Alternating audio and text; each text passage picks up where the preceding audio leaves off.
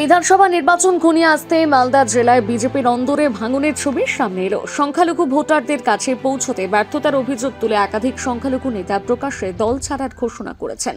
দল ত্যাগীদের মধ্যে রয়েছে প্রাক্তন জেলার সংখ্যালঘু সভাপতি ও বর্তমান রাজ্য কমিটির সদস্য আব্দুস সালাম, শেখ জিয়াউদ্দিন, শেখ আনিস, শেখ আব্দুল ও শেখ জিমিদার সহ একাধিক নেতাকর্মী।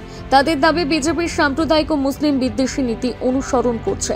এমনকি এবারে নির্বাচনে কোনো মুসলিম প্রার্থী না দেওয়া এবং দলীয় কাঠামোতে সংখ্যালঘুদের গুরুত্ব না দেওয়ার অভিযোগও তোলেন তারা।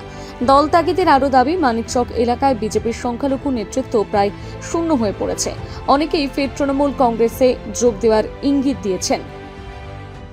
20 থেকে 2025 পর্যন্ত দক্ষিণ মালদার মাইনরিটির জেলা সভাপতি ছিলাম এবং 26শে জানুয়ারি থেকে রাজ্য কমিটির মেম্বার হয়েছি। বর্তমানে বিজেপির যেটা স্লোগান ছিল সবকা সাথ সবকা বিকাশ, এই স্লোগান কিন্তু মিথ্যা।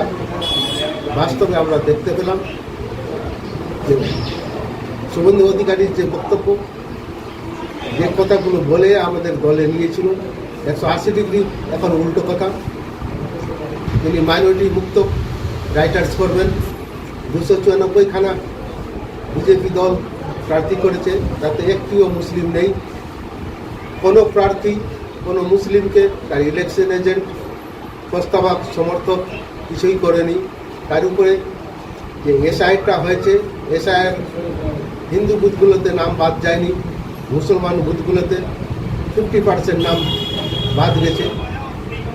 একার আকার ও সুকার যেরকম আমারই নাম, সেটা জুডিশিয়াল ছিল 1987 থেকে আমি ভোট দিয়ে আসছি। আব্দুল সালাম আর আব্দুস সালাম এর মধ্যে আমি মনে করি না তফাৎ, কিন্তু এই মাননের জন্য আমাকেও জুডিশিয়ালে আওতায় আসতে হয়েছে।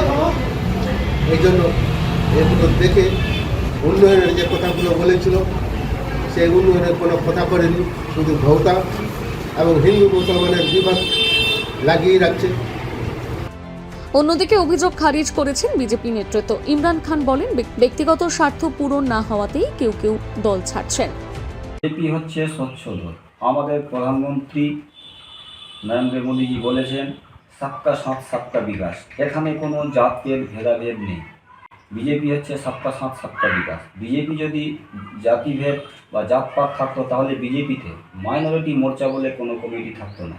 বিজেপি দল আজ পর্যন্ত মুসলমানদেরকে ছেড়ে বা মুসলমানদের থেকে লুকিয়ে কোনো রকম মিটিং মিছিল আলাদাভাবে কোনো দিন করেননি।